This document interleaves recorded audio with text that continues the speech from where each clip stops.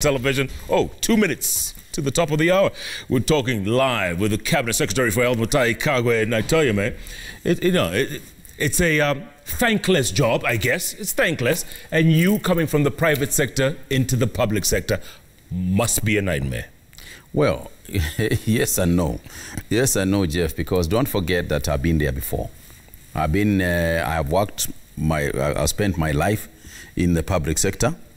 I have done the private sector. I've even done a slightly different one, which is the academic sector, which to me falls in neither, kind of. It kind of falls somewhere in the middle. Each of those sectors have got its own challenges.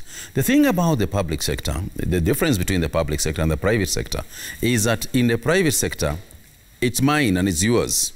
You have a dog in the, Yes. you have a dog in the show. But I think that the problem with the public sector is the attitude of, I don't have a dog in this race. All right? If it doesn't happen today, it can happen tomorrow. The government, you pay the salary anyway. In the private sector, you don't have that luxury. But I can tell you one thing, Jeff. I have also been fortunate to work with fantastic people in the public sector. Reformists in the public sector who want to work, and as long as they are provided with leadership. And I have seen it even as I speak in the Ministry of Health. I have seen people spend nights there working away, to produce documents that must be done. So it isn't that it cannot be done, or that the public sector does not have its own strength. It's got its own strength. But remember, you're talking about public money. That's why you get in situations like KEMSA. And sometimes it's a totally innocent situation. And then you get yourself militarized by politics, which is very rare in the private sector. So the enemies of development, so to speak, are many in the public sector, not least bureaucracy. So bureaucracy is one of those cases I was referring to earlier, where because you are trying to stop certain things from happening, you want to make sure that public resources are used properly. You have created a certain bureaucracy. But that bureaucracy in and on itself becomes an enemy because you just can't get stuff done. But I can tell you also another thing. Sorry. I can also add one more thing. I think that leadership is crucial. Support from the system is crucial. And I can tell you that one of the reasons why the health sector is moving quickly, building hospitals in Nairobi and elsewhere, and the speed at which we are moving at the Ministry of Health is essentially because we have got the support of the President himself. And the President has a passion for this sector. Spending, hours on end, talking about health, doing things in health. Reforming the health sector is one of his 4 agendas. So because of that, the support we have from the government, and not just the Ministry of Health, in a multi-agency, multi-ministerial sort of approach, is assisting us to make reforms. But yes, you are right. The public sector is not the private sector. And I know it's not your first time, obviously, to be Cabinet Secretary or Minister. In 2005, you're Minister for Communications, right? Information Communications. That is correct. Is it different this time around? No, not really. Not different. Obviously, it's 10 years. It's been over 10 years. So things have moved on and things have changed. In fact, if you ask me, the challenges that we had in 05 and 06 and, and 07 when I was in the cabinet at that time were perhaps even more. Today, we have got efficient communication systems that we can use. Then there are areas where the challenges might be more now than then. It depends on the political scenario. At least in those days, you work and we are working together, moving together in a sense. But now you have a situation where you even there is political operators who are willing to weaponize anything, including weaponizing COVID and deliberately making you look bad for political purposes, not for anything else. And therefore, and we are in a very democratic country, and democracy has got its own costs, as you well understand. So, Jeff, there is no hard and fast rule. Politics changes, but yet the funny thing, it is funny how it changes, yet stays the same. The more things change, the more they stay the same. Let's go to some tweets, see if anything has changed in the last hour or so, Waziri. Oh, SMSs first, okay. Anonymous doctor says we have lost several HCWs to COVID-19. Most of those bills we are contributing to foot bills, okay. What is CS's opinion? Well, as I have said, as I have very clearly said, the health care workers are my first priority in terms of protection, and that's why I talked about this thing that was announced today in terms of protecting them. But I also said that healthcare workers are also part of our people. We have lost teachers, we have lost politicians, we have lost other professionals, we have lost engineers. So we will not escape. We will not escape. The important thing is to make sure that we have done everything we can to mitigate those deaths and to make sure that we don't lose anybody that we couldn't have. What about those doctors who say it's like going to fight Al-Shabaab without the kit, without protective gear, without guns? Everybody has protective gear.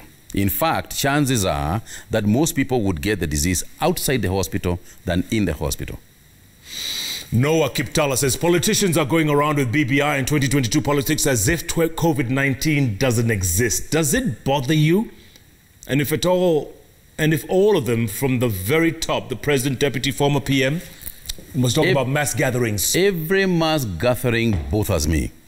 May it be political, may it be religious, may it be a wedding, may it be a funeral, because there is no difference between a funeral of 4,000 people and a political gathering.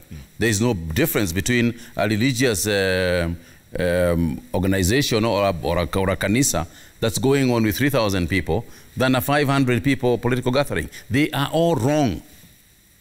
Let me be clear. There is no gathering that is correct. All gatherings, particularly those that are not observing the protocols that we have set forth for any sort of gathering, is wrong.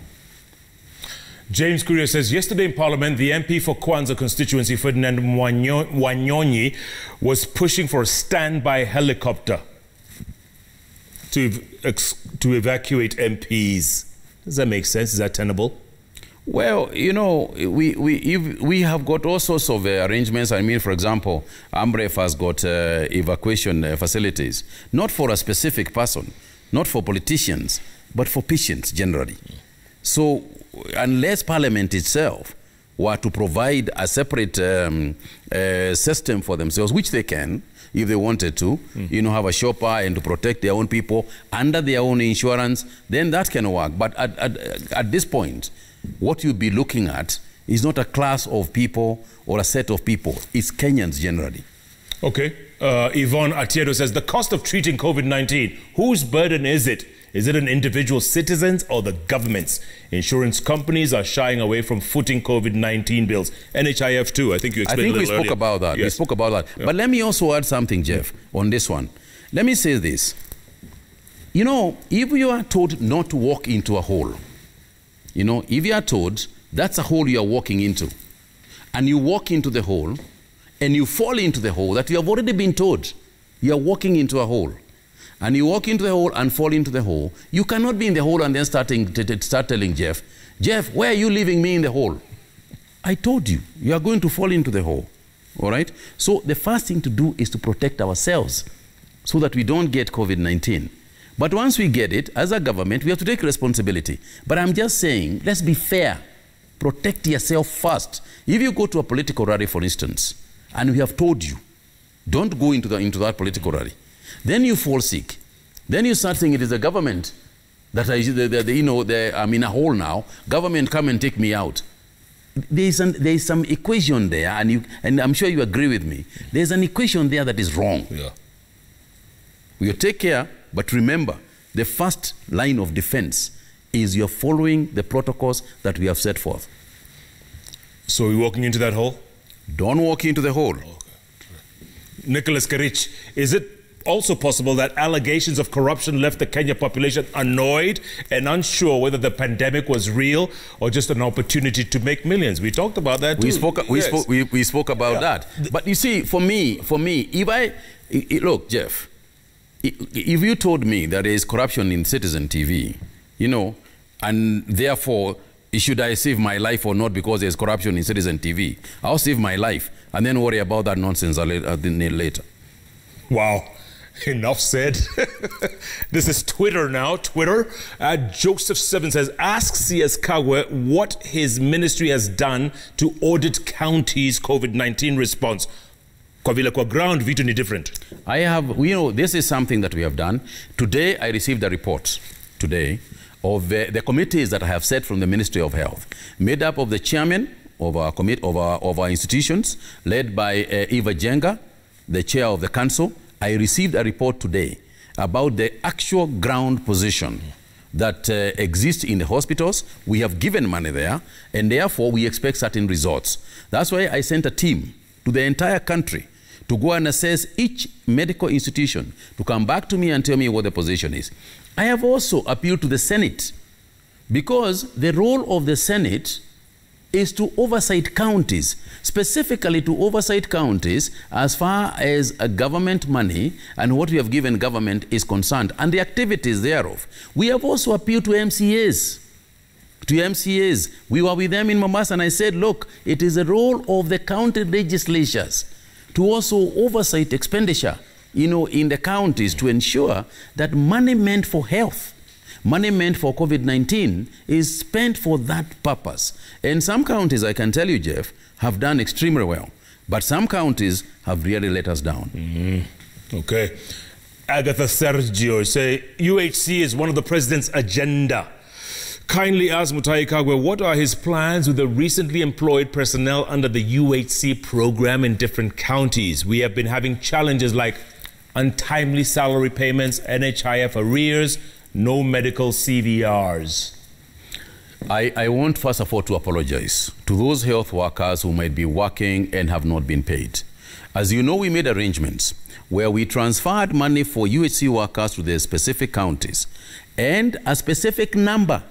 We said each county is allocated a specific number of people who are supposed to be paid by those counties. Now, some counties went and hired the exact number and they have been paid. Some counties went and hired more people than they were ever supposed to, which means that they were over and above the budget that they were supposed to be spending. So we have asked counties, now that we have given you the money that you were supposed to be paying for the number of health workers that we allocated you, now you look for the money and make sure that all health workers have been paid. So they top up the difference? You have to top up the difference. Okay.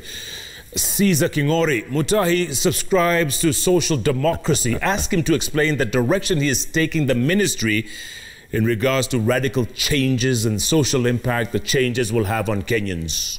I think it is clear to us when, for example, we talk about NHIF and what we want to do in covering UC and ensuring that level 2, level 3 hospitals have all got the kind of environment that everybody would like to go. The reason why we are having a lot of these challenges, Jeff, is because the referral system, where, for example, at Odhaya or Kenyatta National Hospital or Kisumu Hospital, you are supposed to go there once you have been referred by a hospital that is a smaller hospital than that. What has been happening is that Kisumu Referral Hospital has become a primary healthcare institution. It should not be like that. So in order for us to succeed and in order for us to have proper universal healthcare, we must go back and ensure that the small hospitals are catered for, the small hospitals are well funded, so that a lot of the diseases can be taken care of at that point.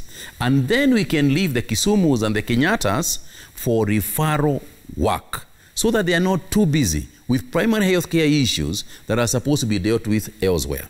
But it is more than that. It is not just a question of, as I said earlier, and I think I alluded to the issue of prevention. We must deal with prevention as a serious issue in universal healthcare. Family health at the family health level is a huge part of this whole thing. Jeff, if I remember correctly, when we were kids, I would see healthcare workers coming to our home to talk to us and check whether we are okay. There used to be healthcare workers who would come and look at, take care of pregnant women at homes so that they don't have to go to hospitals. So one of the things that we intend to do is to take healthcare home rather than bring people to hospitals. And I think that's a fundamental change in terms of family care management. Would Mutahi Kagwe walk into any hospital in Mukurweni or Tetu or Othaya? Would you do that? Absolutely. Absolutely. In fact, I can tell you now that Othaya Hospital, for example, has been upgraded substantially. Today, if you had a problem of COVID-19 and you went to Othaya Hospital, you get oxygen. This is new. This is completely new. So let's also celebrate the things that we are doing that are good. Very good. Jerosh Odera. Majority of referral cases go to K&H, but apparently there's only one triage room with a very long queue, and blood test results takes between 2 and 4 hours. This is so frustrating. How do you intend to solve these serious issues? I think I've just said that. I think I've just said, you know, this is a referral hospital. Kenyatta is a referral hospital. If it's a blood test you want or something like that, you shouldn't be in Kenyatta National Hospital. You should be somewhere else in a much smaller hospital. And that's why in Nairobi, for example, we have built 25 new hospitals. 19 hospitals we started building in October. In all the densely populated areas, in Mokoro kwa Jenga we have 2 hospitals, a level 2 and a level 3. Kibera we are building 2, a level 2 and a level 3. Ishaurimoyo we are building 2, a level 2 and a level 3. Every densely populated area. Kawangware is going at level 2 and level 3. So kwa Ruben, we have got a hospital there. So the reason why we are doing all these things is to ensure that primary health operations are carried out in those hospitals. And they are going to be good hospitals so that we can address this thing that, that gentleman is asking about. By the way, General Badi was on the bench a couple of weeks ago. He said the exact same thing. That is exactly what we are doing. 25 new hospitals. That is correct. In Nairobi. That is correct. And we invite the media, go around, check what I have told you. That in those areas, in about eight densely populated areas, you will find there will be 2 hospitals in each one of them. Ghost Muri says, ask the CS Mutahi Kagwe if the government will cover the treatment fee for our pupils and students in school. If they will, why not cover doctors too? Well, I think that's overtaken by events. We have covered them. There's one more SMS? Okay. Paul Isana. One last SMS, and then I have one more question before we wind up. Anonymous, does the emergency COVID-19 line still function? As far as I know, yes, it does. Star, are we calling? Was it star 791? Let him call and then call us back. Was it star what? Was it star? 719, yeah. Yeah, 719. Okay. Tupige. And as far as I'm concerned, it works. Now, the point, first of all, you should not call us an anonymous. It's because I can't reply to you if you are anonymous. Hello? Oh. You have not pressed any key. To continue in English, press 1. Kuendelea kwa Kiswahili, bonyeza mbili. Well, at least you're getting an answer. But a lot of people have complained about this line, huh? Well, that's good. Well, that was some of the reasons why we come here, Jeff, is to know something like that, because obviously sometimes it's not aware if it is not happening. Right. But as far as I know, a lot of people also have had help from the number. But of course, perhaps because of the hour or something, but I know that it works. Okay. Yeah. We'll continue checking, won't we? Look, before I let you go, you were MP for Mukuruweni. That is correct. You were Senator for Nyeri County. That is also correct. You ran for governor, you didn't quite make it. Yes, I actually ran for nomination for governor. Okay, nomination, yeah. I stand corrected. Yeah. So what position are you going for in 2022? Oh, well, Jeff, you know, I'm so busy managing COVID. I'm so busy just carrying out reforms in the health sector. I haven't had time to think about that. Ah, come on. And the point is, and Jeff, the point is, you know, as far as I am concerned, if you can provide service to Kenyans at whatever level, that is what you should do. And for me, right now, I'd rather just do what I'm doing. Politics will come. But right now, let me manage health. And you are? I'm doing my best. And you get it? Totally. Do you? I get it now. Waziri, thanks so much for your time. You're most welcome, like I said, you're a busy man and you don't do these interviews live, and it's tough getting. You've been trying for like 4 or 5 months. You know that. I am so sorry, Jeff. I totally appreciate. Believe me, no. It is not out of spite. It's just that it's been busy, and it is still busy. but we must also keep on informing Kenyans and trying to carry Kenyans with us. Okay, look at them right now. They're here in this camera. Look at them. Talk to them one last time. Just reassure them. Kenyans, we can win this war. Let's work together. Let's move together. Let's create our own army to fight this disease. We can win it. We can win it. Let's do what is necessary. Let's arm ourselves with the protocols that have been given.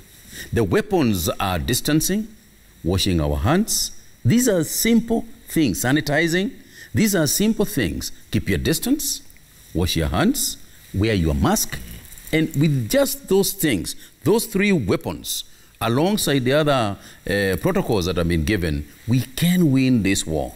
Let us save each other's lives. You save my life, I'll save yours. You know, it sounds like such simple things and people just don't listen, right? Correct. Wear a mask, sanitize, wash your hands, keep your social distance. Sounds so simple. But thanks for reinforcing it.